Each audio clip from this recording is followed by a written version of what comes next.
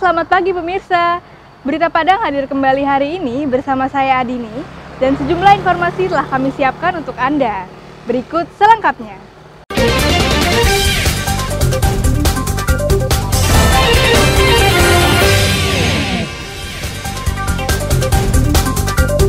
Abrasi pantai Pasir Jamba semakin parah. Hampir setiap hari pohon pelindung tumbang. Bolos sekolah. Puluhan siswa ditangkap Satuan Polisi Pamong Praja Padang. Pulang dari melaut, perahu nelayan di Padang ditarik gunakan mobil.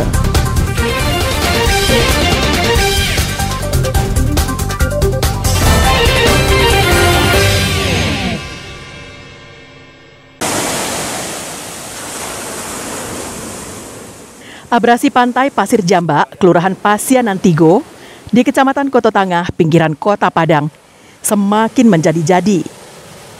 Hampir setiap hari, pohon-pohon pelindung di sepanjang pantai bertumbangan. Selain merusak pohon, abrasi juga mengikis daratan hingga belasan meter dari bibir pantai. Kondisi terakhir yang dipantau tim liputan Berita Padang, batas air laut hanya berjarak 1 meter dari barisan pohon-pohon pinus terakhir yang berada di pinggir pantai. Di atas itu sedikit berdiri pondok-pondok kecil untuk tempat duduk-duduk para pengunjung pantai Pasir Jamba. Abrasi ini telah mengikis belasan meter daratan dari bibir pantai.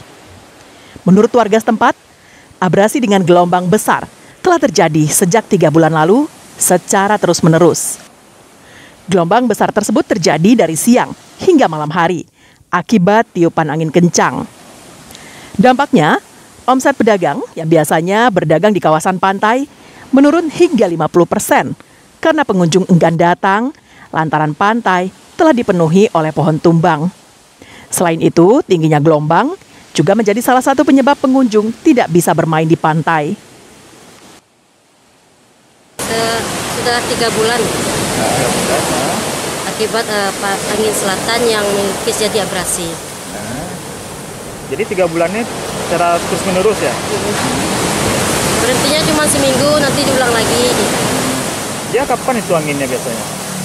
Sekitaran siang lah sampai malam. Sampai malam ya. Jadi pohon-pohon tumbang ini karena itu ya? Karena abrasi. Sejumlah pengunjung merasa was-was saat berkunjung ke Pasir Jamba karena banyaknya pohon yang telah miring dan dapat membahayakan keselamatan pengunjung saat bersantai. Tanggapannya kalau dapat pantai ini dibenahi enggaknya. Kalau tidak dibenahi, lama-lama nanti habis. Dibenahi maksudnya seperti apa Pak? Dipasang? Ya dibikin parit. Ya tidak merasa nyaman lah. Tidak nyaman. Ya, kami aturannya pergi berlibur kan, tidak jadi berlibur. Bapak sendiri dari mana? Dari Jambi.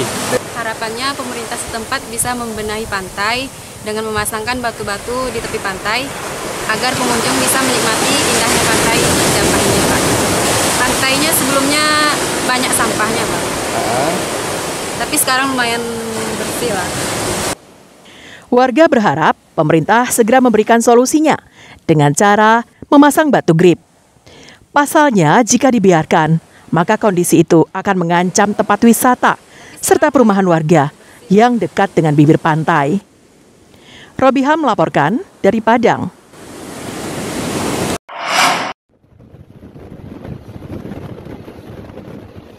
Tim Basarnas Pasaman Barat Selasa pagi mendapat laporan kapal baga nelayan terombang-ambing di laut akibat mesinnya mati. Mesin kapal yang membawa 13 nelayan ini awalnya mati mesin Senin petang di perairan Air Bangis, Pasaman Barat.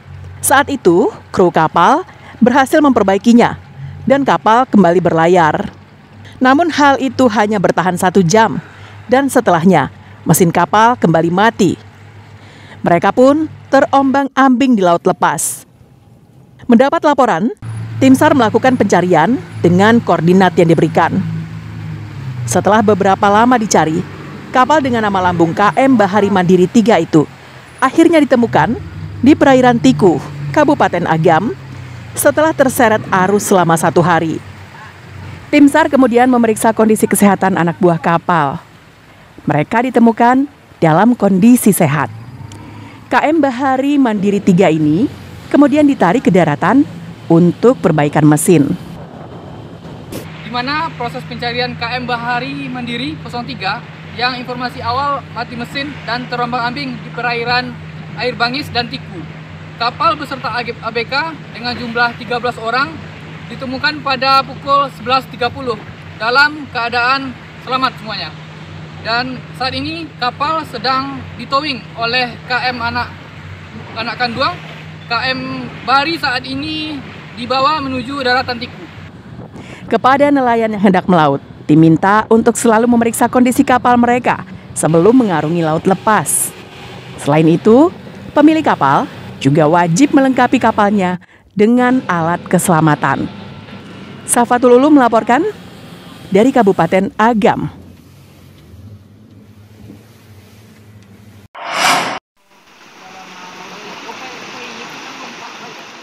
Irigasi di Jorong Rimbo Batu, Nagari Kajai, Pasaman Barat, telah lebih dari 1 tahun rusak parah akibat gempa yang terjadi pada 25 Februari 2022 lalu. Ada 5 titik irigasi yang rusak dan jebol, yang diperkirakan panjangnya mencapai 70 meter. Irigasi yang rusak merupakan titik-titik vital jalan masuk air dari Sungai Batang Air Laweh dan Sungai Batang Lompang. Akibatnya, air tidak lagi maksimal mengalir ke sawah-sawah masyarakat.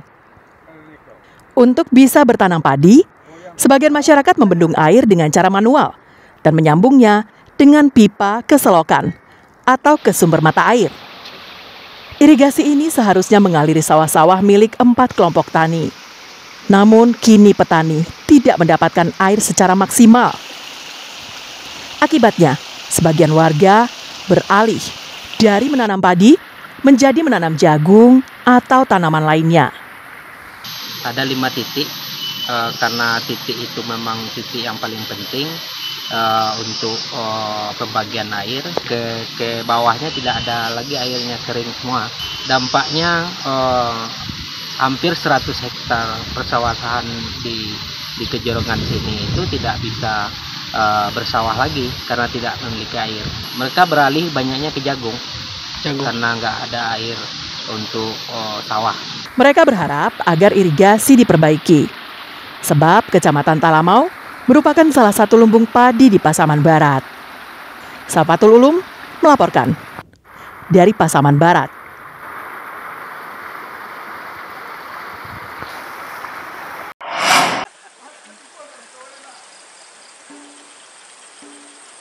Salah satu upaya pihak Taman Nasional Kerinci Seblat untuk memberdayakan masyarakat yang berladang di kawasan konservasi adalah dengan memberikan program pengembangan usaha untuk meningkatkan ekonomi masyarakat. Tujuannya adalah untuk mengajak masyarakat bersama-sama menjaga hutan. Beberapa program telah diberikan TNKS kepada warga yang berladang di sekitar kawasan hutan lindung. Seperti memberikan bantuan ternak sapi kepada kelompok tani hutan, memberikan bantuan alat-alat untuk menunjang pariwisata di sekitar kawasan, budidaya madu galo-galo, dan program yang disesuaikan dengan kebutuhan kelompok. Program seperti ini sudah dilakukan oleh TNKS selama beberapa tahun terakhir sebagai bentuk pemberdayaan masyarakat dan sekaligus melibatkan masyarakat untuk menjaga hutan. Sebelum ini, hubungan TNKS dengan masyarakat kurang baik. Cuma satu, komunikasi dan dialog ya.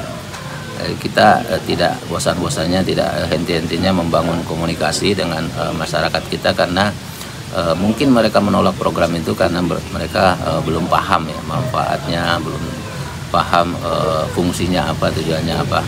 Tapi saya kira kalau kita bisa membangun komunikasi dan dialog yang bagus dengan masyarakat, pasti semua masalah-masalah itu bisa kita selesaikan. Meski demikian, belum seluruh kelompok tani mendapatkan bantuan seperti ini karena terkendala pada anggaran.